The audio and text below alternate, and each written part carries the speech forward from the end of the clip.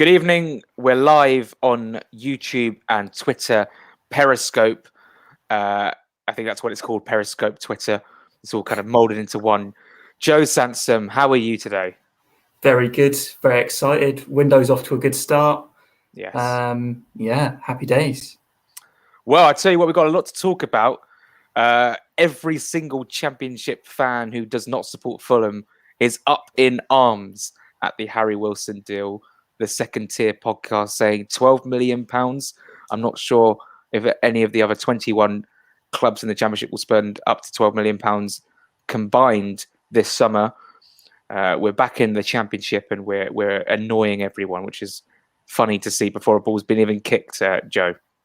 Yeah, to be completely honest, I just don't think it's that big a deal. No. We've signed, in my opinion, a good Championship player that could make the step up to the Premier League. Fingers crossed. We signed him for 12 million, which is not crazy money. Or have we signed him for 12 million? I guess we'll get onto that. But either way, I just don't think it's that big a deal. I don't know why it's caused so much controversy online.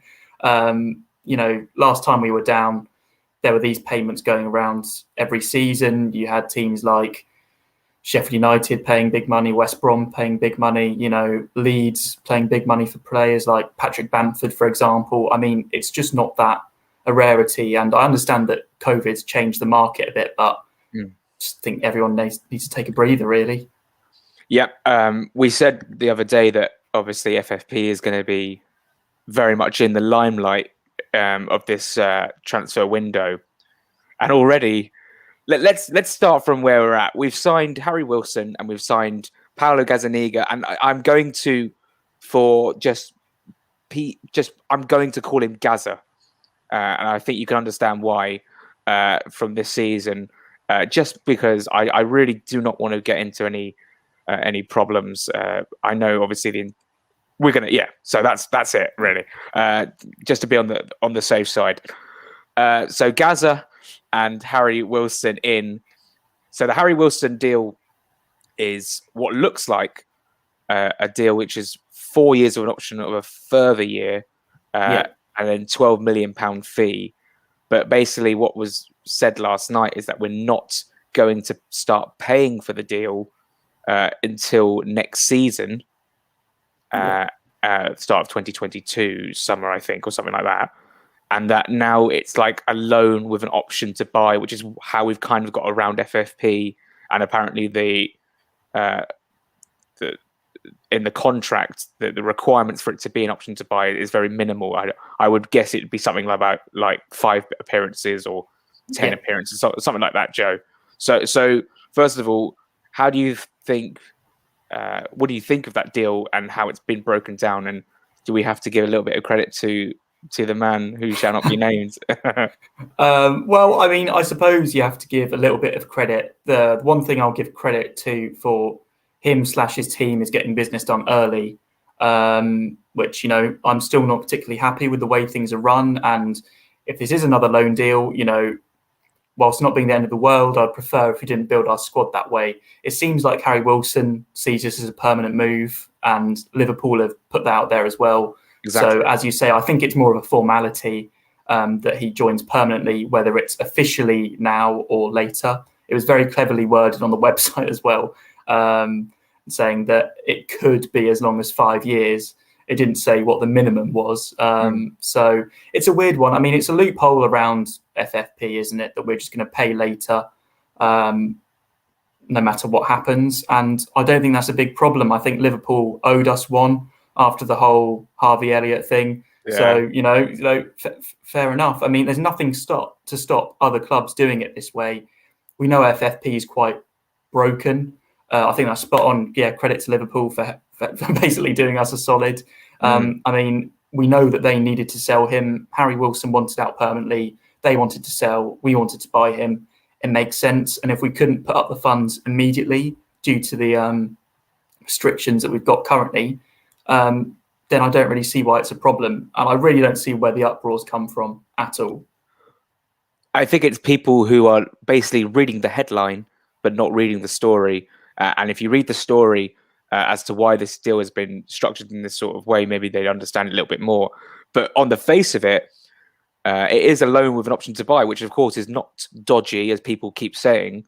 It's just a normal way of doing transfers, and it's a deal. It's a deal we've done previously, last season, season before. It's a deal we like to do with an option to buy. We did it many times last season in the Premier League.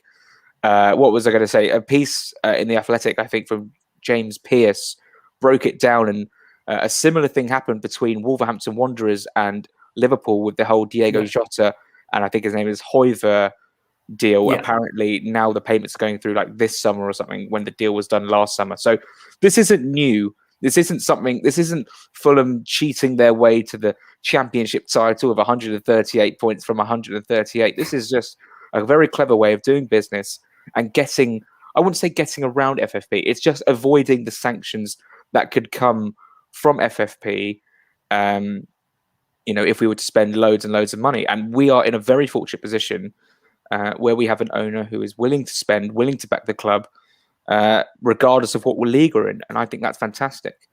And let's now get on to Gazza, who has joined for, I'm going to think of Paul Gascoigne every time I say that now. Gazza comes in, he left Spurs, he's a free agent, and everyone's up in arms and thinking, Rodak deserves better. I can't believe he's like, nobody has said that he's coming to replace Rodak. He's coming to compete with Rodak. It's like Bettinelli competing with Rodak. It's like Joe Lewis competing with Andy Lonergan. I mean, this whole thing's been blown completely out of proportion because Fulham fans have every football fan has a lot of sentimental feelings towards their players and their club. But I don't see this as a threat to, not a threat in terms of, I don't see this as replacement for Rodak. I see this as competition, Joe, which is very, very healthy to have for Marco Silva. Well, I just think, would you rather have one good goalie and one crap one, or two good ones? Like, it's just very, very easy answer. I don't see the problem in signing a quality goalkeeper for free. He's been a number two basically for the whole of his career at Southampton, at Tottenham, and then he went on loan possibly to Elche. I don't know if I'm pronouncing that right. Last year in Spain, that might be completely wrong. I think so, and I think he was first choice there. But other than that, he's basically been a backup his whole career. We signed him on a free contract. We haven't really used the free market for a long time, and I'm delighted we have. We were linked with him last summer as well, obviously before we got Areola on loan. And to be completely honest, I would rather have him than have Bettinelli as backup. So put it that way. We don't know who's going to start the season in goal. It could be him, it could be Rodak. But either way, I'm sure they'll both get a fair shot. I'm sure they'll both push each other to be better. And in the long run, it's going to be better for us because whoever's in goal, whether that's Rodak, whether that's Gazza, I mean, I just want a quality goalkeeper, and I think they both are. So he looks happy to be here. He said he spoke to Harrison Reed, which is great because that suggests, maybe not confirms, but suggests that Harrison Reed is probably going to stay. Looks like he's still nursing that injury from the end of last season because he hasn't been seen in any of the friendlies so far from the pictures or videos we've seen. So fingers crossed he's back for the start of the season as well. Yeah, we're really excited. I mean, it's only 2 weeks away. In fact, it's 2 weeks today until our first game against Middlesbrough. Yeah. There's a question up here. By the way, we're going to be live till about 7 o'clock, just before 7 o'clock. So keep your questions coming in, and thanks very much for being here. I just saw this one earlier. Any updates on Matt Grimes? Now, what I understand is that a lot of Swansea fans seem to think that we're going to sign Matty Grimes. I mean, Matt Grimes. We talked about it in the video earlier this week or last week, sorry. But apparently there's been COVID cases at Swansea. And that is maybe going to delay the deal. Apparently, Matty Grimes does have COVID, so we just have to wait and see. There's been no inkling from any journalists or media outlet that he's on his way to Fulham. It's just someone, I think, Joe, maybe correct me if I'm wrong, someone from The Athletic who represents Swansea said that he's going to leave. Yeah, that's it. Stuart James said he was as good as gone. And I think one way you've got to look at it is this Stefan Johansson deal has been rumbling on the whole summer. We've suddenly let him go. Does that suggest that someone's coming in? Because I think it does. Yes. And so that could be Grimes.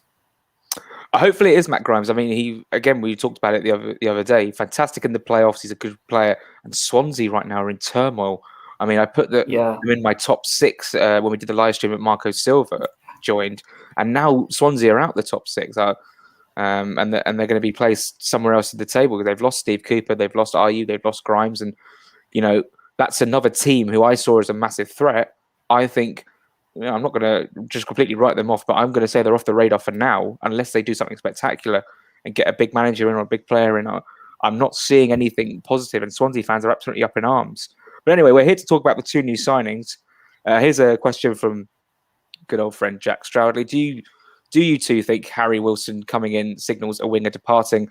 I think Cabano could be on his way out. Well, Cabano did an interview today with Fulham FC TV. And he scored yesterday in a friendly against Southampton. That doesn't really mean much I mean, take that with a pinch of salt. But what do you think, Joe? I mean, AK-47, Knockout, Caballero, a lot of wingers now. Yeah, I don't know what it means. I mean, it looks like Jasper's going out on loan to Sheffield Wednesday, although we've seen nothing about that for about a week now. I hope so, Brendan. So we've got Caballero, we've got Reed, we've got Knockout, we've got Wilson, we've got Kamara that can play there. I mean, if anyone's going to go, it would be Kamara, I would think, because we'd think that we'd get a striker in. I wouldn't want Kamara to be our backup striker, with no offence to him. I just don't want that to happen. So it looks like we've almost got 2 on each side. We've got Cabano and Caballero. We've got Knockout. We've got Wilson. And then we've got Reed as well. So that's 5. I mean, wow. Is 5 too many? I mean, because you've got 2 playing, you're going to have at least 1 on the bench, but then there's 2 more as well. So if we are tight with FFP, I think that it's time to sell one, because a loan's not going to do too much. If we're going to sell anyone, I mean, who would you want it to be? I'm not sure. I'm really torn, but yeah. I mean, I said earlier we're too sentimental, but I do have a lot of affiliation with the likes of Cabano, Kamara. I like Kamara. I know people don't like him, but I just like him. I think he's funny. I just think he's a funny person to have at the club. But I think he could be the one that's on his way out, unfortunately. But I don't know. If you had to sell someone, who would it be, and why is it anti-knockout? Yeah, it is anti-knockout. It's quite simply because I'm fearing for my life when I go back to the cottage and he cuts inside and blazes it towards me in block H7. So he seems to be a bit more.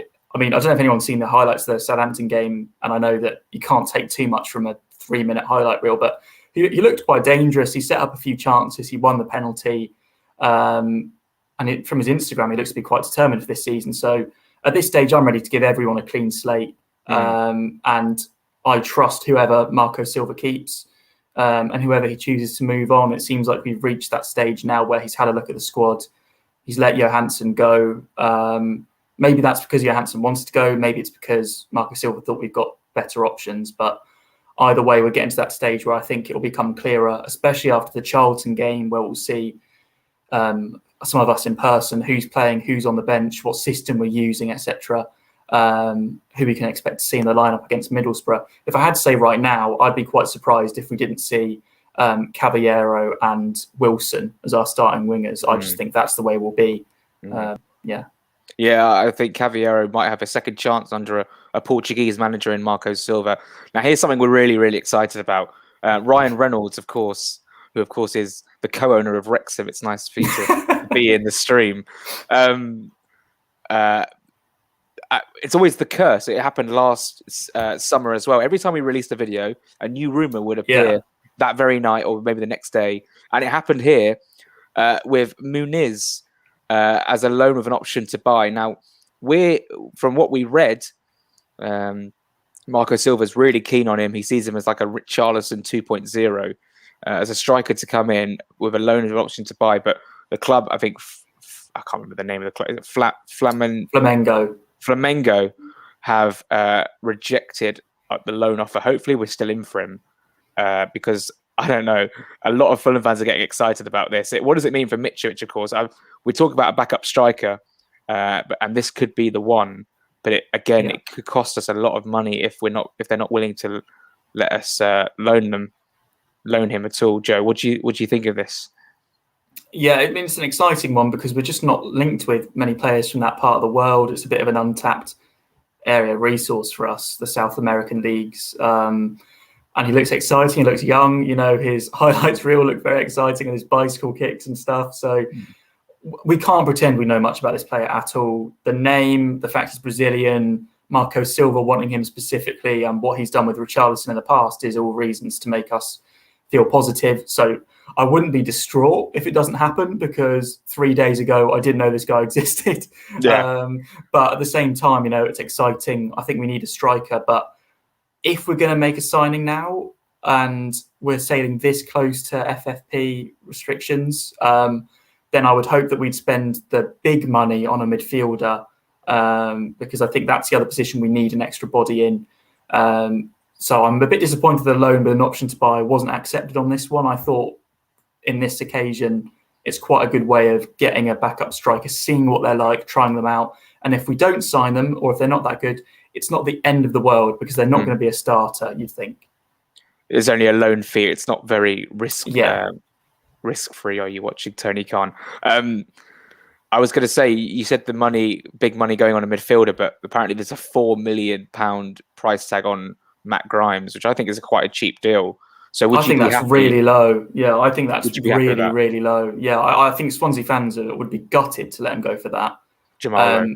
Yeah, it is Jamal Lowe. I mean, I think they're not happy with their American owners at the moment at all, the Swansea fans, and I think this would be another reason for them to distrust them if they're letting their captain and one of their star midfielders go to a rival at this stage. Maybe not so much as it's gone in the last few weeks, because it seems like they're just letting all their star players go, some through no fault of their own, like loan players returning. But their manager's gone. Their first choice as manager hasn't come now, Eustace from QPR. So if we were to take Grimes from them as well, I mean, I would be livid if I was them. We're going to come on to Mario Vrantic in a second, but I'm being absolutely badgered here in the comments, particularly by one person saying, talk about Anderson to Crystal Palace. I mean, I don't really want to be sitting here and talking about the player who we fell in love with last season joining Crystal Palace. But my brother is a big Palace fan. He's very happy with the business they've done so far. It was Tom Tribal. I said Mario Vrancic, didn't I? I meant Tom Tribal. Vrancic, of course, is signed for Stoke City, so I'd be surprised if we nicked him. Stoke Trap. The Stoke Trap. We'll come on to the Stoke Trap in a couple of weeks' time, I'm sure, when we get the predictions going. But yeah, Anderson's gone to Crystal Palace. I mean, it's a good signing for them. It's very sad. But the thing is, like, there's two sides to this. It's like, yes, we wanted Anderson to stay up, but if we'd have stayed up, we'd still be with Parker. We'd be going a completely different direction. Now we're on this path with Marco Silva. It's quite exciting. So you can't really look at it and go, oh, I'm jealous, because right now we're on a different path, and that is path, hopefully, HMS Pistol League, Joe. Yeah, I mean, look, it's 20 million apparently. It's a good fee for Crystal Palace. I mean, I think he's miles ahead of Ben White, and he's going for about 50 million because of English tax. So it's just crazy. I mean, I think it's a good signing for Palace. I think he's the best signing they've made so far this window, and they've already made two good ones, in my opinion. So, yeah, good signing for them. Shame it wasn't us, but we didn't stay up. If we did stay up, I think we'd have signed him for 20 million, and that's very disappointing. But, you know, swings and roundabouts, it didn't happen. We have to move on, and he's not our player. What a sad little life, Crystal Palace. Enjoy Joachim Anderson. Any updates on Anthony Robinson? No, I mean, he's still at the club. He played yesterday, lost the ball for Shane Long, your favourite player, to score. Oh, you know what? Don't start me on that, or we're not finishing at 7, because that guy can get in the bin. Comment here from Denver saying Muniz is only 6.8. No, Muniz was 6.8 in terms of that's what Atletico Madrid offered. Sorry, that's what. Is it Atletico Madrid offered for him, or Middlesbrough? Possibly, or Middlesbrough had a loan bid rejected, I think. I think it was a permanent bid. Atletico Madrid, and they rejected it. So he's rumoured to be worth around 9 million. That's what they want for him. So yeah, we'll just see what happens. Hopefully, because today's a Sunday, I think it's very slow in terms of transfer news. So hopefully in the next couple of days or a few days, we might see some more news coming in. Here's one from BK. Will Anguissa be sold? Will help balance the books, I guess. And of course, that is a question that's probably going to rumble on for at least another week or so. You would argue that we might just have to cash in just to balance the books. But you'd argue that if he starts, we're gonna need him, and he's going to play a huge part next season. Yeah, I mean, I'd like to see him up against championship midfields. I've thought throughout this whole window that he'll go, and it's only in the last few days that I've sort of come to the realization that he might not. We've got a new manager, new ideas. It seems as if we don't need to sell, because if we needed to sell, I think we'd have done it already. Yeah. I feel like it's one that will rumble on. It wouldn't surprise me if he plays a few games. He plays at Millwall. He plays at U2BR away. He plays against Middlesbrough, and then on deadline day he goes for 20 million or something like that after we've signed a few players. So it's a weird one. I hope that if he's here still in a couple of weeks' time, he does play a part, because while we've got him here, I think we should use him. And same with Seri. I mean, I don't know if Seri's going to go. It sounds like Silva's a fan. And for anyone that hasn't seen his interview after the Southampton game yesterday, Silva was basically saying, as he said a few weeks ago when he first joined as well, that he wants his business done before the Middlesbrough game. So you'd think that he's only going to involve players that are set to be here for the whole season. He wants his signings in by then. He's got Gazza, he's got Wilson, he might have more by this stage. So I think if Anguissa is starting against Middlesbrough, I would personally view that as he's going to stay. Yeah, I think, and actually there's a point here about Anguissa. Maybe we are tactically holding out so that someone gets desperate on deadline day, like we did, of course, when we signed him, and splashes more money than maybe we were willing to sell him for. So that could be tactical. And yeah, of course, he could play 2 or 3 games. He could be in and around the squad. But it wouldn't surprise me if on deadline day, Crystal Palace, who have been rumoured to be interested in him this morning, come in and take him as a. They want Lookman as well. They're just signing our whole team from last season, which they must have been impressed with the performance. That didn't work out well for us, lads. No. we went down. So I think Palace right now are in a stage where they look one of the weakest in the league, and they have to build up under, of course, Patrick Vieira, and apparently he's got a huge pulling power, with the name and what his vision is at Palace. But let's get back to the 2 signings, because I feel like we've just gone off on a tangent. We'll get on to, actually, should we just quickly touch on Tommy Tribal, linked with a loan move to Fulham. That came out a couple of days ago, or maybe the day after we made the video. Another body in midfield, but I'm not getting too excited about this one, Joe. It's not one of the ones that's really got people talking, and I understand why. It's a position where, it's a position where it's a bit. It's seen as we've got Harrison Reed there. He's our starter. We think he's injured at the moment, so you can see why we'd have another body there. Because if Harrison Reed gets injured, who's our defensive midfielder? At this point, it's probably Tyrese Francois, which, as good a youth player as he is, you probably don't want to rely on him for a lot of games this season, especially in games where we're going to be needing to dominate the midfield. So it's a reliable reporter, Mike McGrath from, I believe, The Telegraph, has linked us with a loan move. And the first thought instantly for me was a loan again, really. Then I saw a Norwich fan saying that he's out of contract next summer. So it's almost like, why would you pay a fee when you could have him on loan for the season? And then if he is good, sign him on a free. Sign him on permanent, So he was decent for Norwich a couple of years ago when they went up. He played a lot of games for them, not as many last year or the year before in the Premier League, but he's a player in a defensive midfield position where I think that is the position we do need at least one more body in. Might that be Grimes? Might that be Tribal? I don't know. I hope it's Grimes. But it's a rumour in a position that I think is relevant and a position that I think is needed. Yeah, a midfielder is needed. And the fact that Matt Grimes has been linked, obviously, I prefer him over Tommy Tribal, but you never know, we might get in both if it is a loan. This is a really funny comment that's just tickled me. Let me just get it up here. I had literally had it just now. Here we go. This is really funny. Arsenal linked with 30 million move for Ramsdale. He could just get Areola for 10, because the Areola rumour to West Ham is now died down. I don't know why we're spending time talking about players from last season, but it did tickle me for just a short second there. Yeah, I mean, put it this way: Yeah, Arsenal, okay. Arsenal want they're spending 50 million on Ben White, and they're spending 30 million on Ramsdale, when they could have got Areola on loan and Anderson for 20 million, who are both superior players. So for a quarter of the price, you get double the player. But anyway, it's not an Arsenal show, but still. All right, let's talk about Harry Wilson. He's a guy who I said on the video the other day that he scored a hat trick on the last day of the season. Actually, he wasn't the last day of the season. The last day of the season, Cardiff drew and scored that heartbreaking goal against Rotherham to send them down. It was a penultimate game. I just watched the. Actually, someone put it on Twitter earlier of the 3 goals he scored: 2 free kicks. I think it was 2 free kicks and then a goal where it was like near the halfway line or something, wasn't it? It was crazy. This guy is a wand, and he scored a great free kick against Manchester United in the Carabao Cup a couple of years ago. I remember that. That was the night we played Millwall and we won 1-0 Luca de la Torre. What a good player this is, and someone who I was looking at some of the stats, and it was like doesn't create much in terms of opportunities, but he does score and can be a threat from set pieces. Hopefully, he can be more creative in this Fulham team, Joe.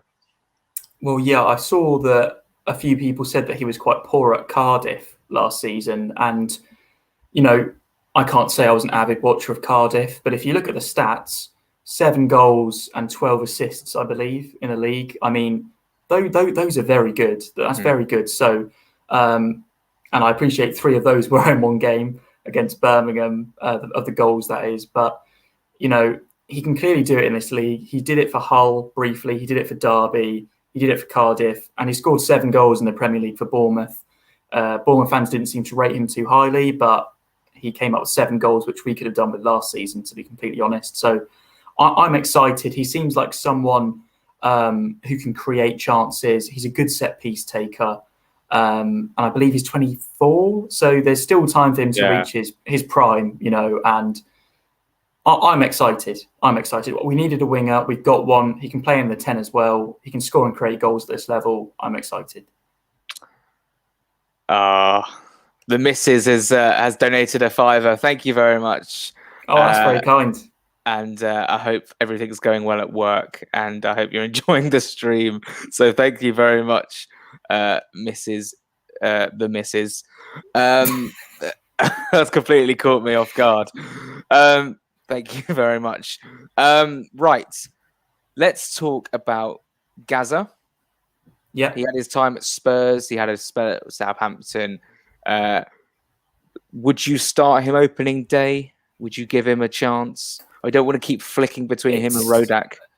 It's a weird one. If it's me in charge, I start Rodak on the opening day if he's fit. I mean, I don't know if you saw, but Rodak wasn't even on the bench yesterday. So I don't know if he's got a knock. I don't know if he's just lacking fitness. I feel like for a goalkeeper, you don't really need to have fitness. So I can't see why, that would be the issue. So perhaps he's injured. Don't know.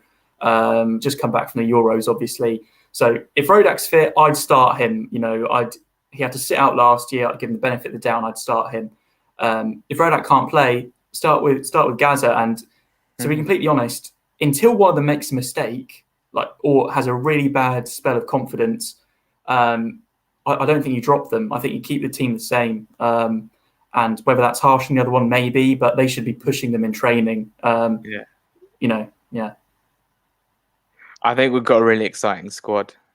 Yeah. And a lot of people now, after that signing last night, or those 2 signings, last night, are like, Fulham might just, win the league. And I said this on the last live stream. I feel like we're in a very, very similar situation to how Norwich were last year. Went down and suddenly everyone was tipping them to go up as favourites. They had the likes of Timu Puki. Buendia stayed. Cantwell. Of course, they've now sold Buendia for some unknown reason. But I'm really backing Fulham now to go on and push on towards that top 2. Of course, Marco Silva's not experienced in the Championship, which does worry me. It's the only thing that worries me. You got the likes of experienced Neil Warnock coming on the opening day, and you just have that feeling that maybe he might just out-tactic and outdo us. But in terms of the quality we have, I think it's... I was asking this the other day, I think maybe yesterday, Joe, via text. Do you think we have the strongest squad in the league? I honestly think we do by quite a distance at this moment in time. We've still got players that could get sold. So West Brom, it looks like Johnston and Pereira are probably going to go. Sheffield United haven't made a signing yet. Not? I don't think so. Unless I've completely missed that. I can't think of one. West Brom, I know, have definitely made at least two. I think there's a young guy called Castro, who I've seen their fans going on about, that they've brought in, as well as Mowat and who's the guy from Derby, Clark. So they're good signings, but I think our squad on paper at the moment is stronger.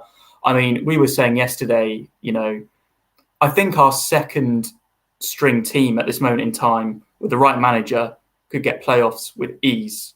And that's honestly not being overconfident. I'm not saying this as a foregone conclusion, but with this squad we've got, we should be getting top two. And it seems that that's the aim. So let's go and do it. Good question here from Max. Centre-back pairing against Middlesbrough, who would you go with? Should we assume they're all fit just for this? Yeah, they're all very good looking. That's caught me off guard. Let's go with Tosin and Congolo. That would be mine. If Congolo's not back, then Mawson. Congolo hasn't featured in a friendly yet, so I would have to say maybe Ream. Number 13. You're not trusting Alfie, no? Oh, I suppose. Alfie Mawson as well. Yeah, I completely forgot. I feel like I forgot that we have him because obviously he hasn't played for us for so long. Yeah. I'd go with Mawson and Tosin. I think that'd be fun. I saw a really funny comment here. Never seen so many salty Cardiff fans talking crap about sanctioning us for breaching FFP. Is the rivalry between Fulham and Cardiff revitalised after this? Man, I mean, have a bit of class, lads. Do you know what I mean? That's just took me back to them. Well, I mean, look, we haven't breached at this moment in time FFP unless something else comes out, because at this point all we've done is signed a player on loan with an option to buy and just not been very clear about how we've signed them. That's all we've done. I mean, maybe there should be more clarity. There would have been no harm in us saying, we've signed them on a loan with an obligation. But Liverpool, it's strange. It's strange, isn't it? It seems like it's just a formality. Like you said, he makes one appearance and he's ours or something like that. Yeah, something ridiculous. One thing's for sure, we're not getting him for free. We're going to be paying his wages every week throughout the whole season. So for the sake of that, just assume it's a loan. Does it really matter? Yeah. I just don't think it does. Well, I'll be interested to see what people think about that. The wider EFL media think about that deal. I'm sure there'll be plenty of podcasts coming out soon, which is going to be exciting to listen to. Just before we get onto this question here from Ethan that I've spotted, Stefan Johansson has now penned a letter.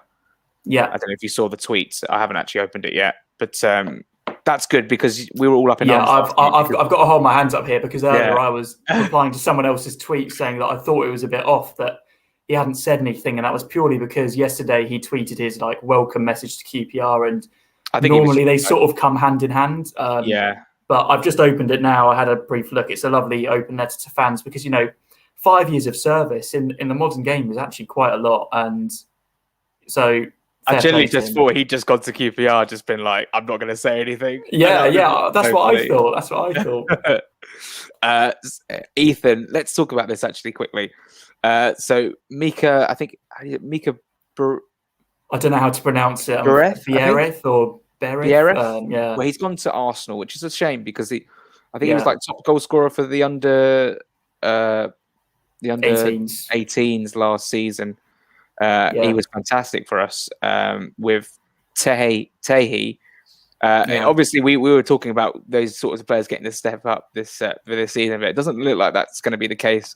Maybe for Jay Sansfield, he might be the only one. But exciting move for him. Disappointing on our end because we want to build a little bit of credibility. Well, obviously, we have a lot of credibility in the academy thanks to Hugh Jennings and everyone behind the scenes. But I feel like we're selling more and more of our youngsters. I mean, that was the young guy who went to Iceland, and now this guy. I'd like to feel like there's a pathway into the first team without any of these big clubs swooping, and obviously it's going to happen because that's the pull they have, the pulling power. But it is disappointing because he was such a big asset for us last season in that under-18s team. Joe, I just want to know your thoughts on it and just see where we go from here in terms of the under-18s. It's disappointing. I just find it worrying that he's thought there's a better path to the first team at a club like Arsenal than there is at Fulham when we're in a league lower. That suggests that there is something clearly stopping a lot of youth players breaking through here. It doesn't happen too often these days. We've got other strikers in that sort of age range, like Stansfield is the perfect example, that are ahead of him in the pecking order, training with the first team, more likely to break through. But it is worrying that he's gone elsewhere and disappointing. I mean, I saw a tweet yesterday, I can't remember who said it, but have Brentford got the right idea, just ditching the academy and creating a B team where it's slightly more easy for players to break through? I don't know. I personally, at this moment in time, I personally believe in the academy and the way you move up through the age ranges, and when you're ready, you get your shot. But we definitely need to do a better job bringing through youth players. I'm hoping this season, despite this array of more experienced talent that we've got, that players like Opoku at least get game time elsewhere. Francois Carvalho will definitely be in the first team. Hopefully, Jasper's going to Sheffield Wednesday. And then you've got keepers now like Ashby Hammond and Wickens. I would hope they get loan moves as well, because they're not getting ahead of the other two senior goalkeepers. Well, at this point, 3 senior goalkeepers, because Fabry's not gone yet. So, yeah. George Wickens was someone who I thought would actually get a shout this season, maybe on the bench. But of course, after Gazza's coming in now, I don't see it happening, which is a shame. Obviously, they got the under-23s, and it's all well and good playing in the academy, but really, George Wickens is probably now getting to an age where he's thinking, I want a League One, League Two loan move, and I'm definitely sure that there will be someone in those in League One or League Two who'll be willing to take him on, even if it's National League. It's experience, it's match day experience, it's game time, and it will do him good in the long run. We're probably going to wrap up in around about 2 or 3 minutes, just because I think we're both planning on having dinner at around 7 o'clock. And of course, we want to get ready for the big one tonight at Casa Amor on Love Island. So we didn't want to go live at 9 o'clock and ruin everyone's evenings. All right, let's do this one then. What is the lineup you want us to play next season? Let's just say Middlesbrough at home. Yeah, what would you want to play? I'd start with Rodak in goal. Although I'm honestly, unlike some others, if Gaz is the better goalkeeper, I'd play him. The way I see it is, we should play the best players. And that might sound quite harsh, but I think it's the reality of football. So Rodak in goal, left back Robinson, centre halves Congolo and Tosin, if Congolo's fit, if not Mawson. Okay. Tete right back. Then in midfield, as it stands, I mean, I'd play Reed and Anguissa as it stands. Yeah. As the two. I mean, Anguissa's maybe slightly more unrealistic. So if not him, I mean, at this moment in time, there's no other option that really screams out to me. So I would hope that that's where we'll recruit another player such as Grimes. Then in the 10, I mean, in the 10 at this moment in time, I'd probably play Carvalho, because TC, I think, is one that could come back into the frame, but he's not been involved at all. On the wings, I'd play Cavallero and Wilson, as its person Daniel says, and Mitrovic up front. So pretty similar to that team, to be honest. Really good team. It's a really good team. And if you think that that's not even touched on, Brian, Christie, Seri, Knockhart, Cabano, Kamara, so many other players that Grimes possibly aren't even getting on the bench. Yeah. I mean, who would you play, Jack? I mean, I'm looking at this to go off it, really. I'd actually put in Robinson instead of Brian. If Congolo's fit, I'd play Congolo. I think he's the better centre back. But if not, Mawson, which is another fantastic option. Tete, I wouldn't be surprised to see Seri start first game. I honestly wouldn't, and I know that's winding everyone up. All the boomers out there after my tweet the other day, everyone was so upset by the fact that I said that Seri could just be a part of next season. Bobby D. Cordova-Reid is still at the Gold Cup with USA, as is Michael Hector. So I doubt he'll be playing opening game. Well, he definitely won't be. I'd also play Carvalho in the hole in the 10 role. You could even play Harry Wilson in that role, and then have maybe Knockout out wide, and then you got Wilson, Cavallero, and then Mitrovic, and obviously Muniz to come off the bench and bag his first goal. Hopefully, I mean, fingers crossed. Hopefully not for Middlesbrough though, if they're linked to him as well. Oh yeah, could you imagine? He comes out of Craven Cottage. I'll actually be in the Thames by the end of the evening. So yeah, and Steven Sessegnon, of course, is an option as well. Joe, just before we leave, let's just mention the fact that we've got a friendly in front of fans next Saturday against Charlton Athletic. I'm sure then we'll see more of an idea of who's going to be playing against Middlesbrough. Yeah, it's exciting. You'd think that it would be close to the team that he'll play against Middlesbrough or plans to play. So fingers crossed a few more players are back by then. Congolo, Reed, Rodak, who else? Kearney, all of them. I hope they're all back. I want a fully fit squad if we can. And fingers crossed we put on a bit of a show and score some goals, because the only friendly highlights we've really seen so far was that game yesterday. And, you know, we had a lot of chances, but also looked a bit shaky at the back. So it seems like it's going to be an exciting season no matter what happens. Hopefully it goes well, and we can't be at the game against Charlton due to other commitments, but we'll be there against Middlesbrough, and hopefully we'll catch up after the game. There's plenty more content to come over the next few weeks. I'm getting a bad Wi-Fi scene up here, but I'm sure it's fine. Over the next couple of weeks, especially when the season starts, we're hoping to get a really big video out the week leading up to the start of the season. And of course, if any transfer news happens, big or small, we'll cover it on the Jack and Joe show. And if something mega happens, as in like Muniz is flying over right now for his medical, we'll be back surely for a live stream at some point, just when we can plane watching. And yeah, exactly. We'll do a live stream of the actual plane landing and Farnborough Airport. Yeah, but we'll do that, and you can count on us to be there for any big news dropping. And when it's convenient for us, we'll do a live stream and get everyone else's thoughts as well. Joe, it's been an absolute pleasure. Enjoy your roast beef. Oh yeah, thank you very much. Pleasure, Jack, and thanks everyone for watching. Yeah, it's been an absolute pleasure, guys. And if you hadn't made it to the live, you can watch it back on YouTube.